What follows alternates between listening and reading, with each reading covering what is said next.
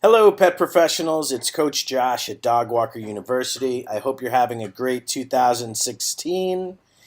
Today, I am here to talk about the third rail of communication, so to speak, giving and receiving feedback. And I want to isolate this conversation to receiving feedback when you put something new out into the world. All of you, if you are listening, are entrepreneurs of some form, whether you realize it or not. You are doing your own business, you are working in someone else's business, but you want to do your own business, whatever your situation is, there is something entrepreneurial about you. And a big part of being an entrepreneur is the ability and the nerve to put things out into the world and let people respond to it. But how we receive that feedback, how we perceive that feedback and use that feedback, I think is the difference between someone who will be highly successful and someone who, even if they are successful, might be miserable. But usually, not being able to receive feedback is the sign of someone who will not be successful. So here's a quick list of 3 ideas to help us be better at putting things out into the world, receiving feedback, making changes, and putting it back out again, over, rinse, repeat until success. So, the first idea is that when you put something out into the world, a new product or service, go into it with the mindset, this is not going to be the last version. This is not going to be the last version of this idea. I think often when we put something out into the world, first of all, we wait too long. One of my coaching partners said, if you put something out into the world and everything goes perfectly, you waited too long. And I think that's true. You have to put something out into the world earlier. Part of the reason we don't, I think, is a fear of rejection and failure.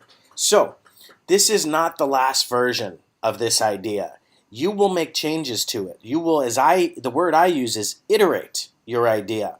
So don't go into this thinking, this has to be perfect, this is the last version. Pretty much guaranteed it will not be. That will help you when you get feedback. I love this, I want this different. It helps. So now let's talk about the person who is giving the feedback. Now, when we give feedback, our initial feedback, our gut feedback, is our present perception of the world. And my perception of the world very often is going to be different than your perception of the world. So when we put a product or service in the world, we need to know who this is for. Is it for everyone? Most things are not for everyone. Who is this product for? First of all, let's try and get in front of the audience that is ideal for our product. You know, I used to write scripts. And I would write a script, and then anyone who was around me, I would ask them to read it and give feedback. The problem was most people around me didn't know anything about scripts. They didn't have great taste in movies, and they were really the wrong people to ask. But I sort of forced it on them, and I would get feedback that would drive me crazy. I'd work on a script for a year and a half, and his feedback would be, I hated the characters' names. I'd be like, okay, so that's the big feedback, like nothing else. So consider your audience first of all, and then remember, their first perception of your product is the most biased perception they will have. Meaning, whatever fears and views they have of the world will come out at first. That's why we usually say stupid things when we speak quickly, right? And we regret them, and we think about them, and we process them, and then we get smarter. So try, if you can, to get in front of the right audience to get feedback, and to also do follow-ups with them. Make changes.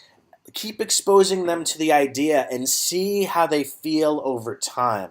That initial response, we put way too much weight into it.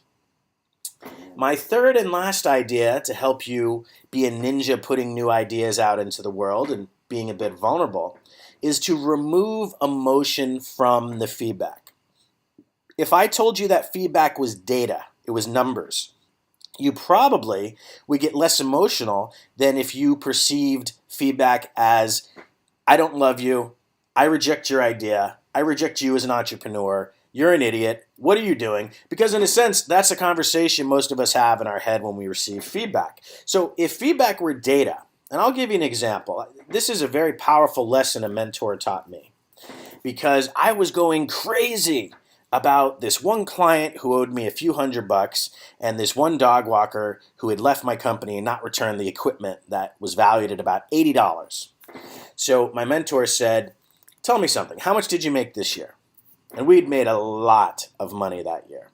So he said, take a calculator, and I want you to divide the few $100 the client owes you and the equipment, and I want you to divide that into how much you've made this year.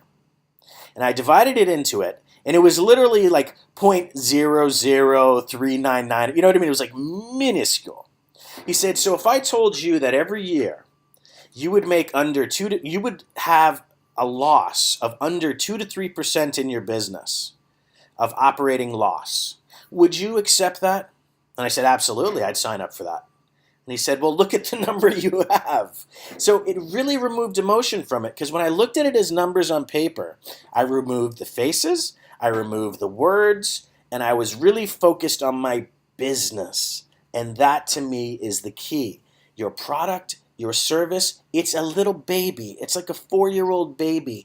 You're there to take care of it. If you get sidetracked with the emotion from someone who, again, they're representing their view of the world, and you're likely not going to agree with a lot of people's views, then you're going to have a hard time getting anything done. But if it's data, as in, wow, a lot of people, there's a large cluster of people saying they wish that my product offered X service. Well, maybe I should look into that. Even though I was dead set against it, maybe there's something there that I can try out, put out in the world, and iterate again. Now, the reverse is true too. Maybe there's someone who is scathingly brutal to you about your idea. No support, really mean, nasty, but they're the only one. Well, again, they're influenced by their biases and their perception of the world. So that data is really valuable. That person is data, and the data is showing they don't represent the public's reaction to your product or service. Okay? So I really want us all to put things out into the world. I'm really trying to do that in 2016. I'm putting ideas out left and right and receiving feedback. I hope you do too. Post your comments below about your experiences with feedback. Thanks so much.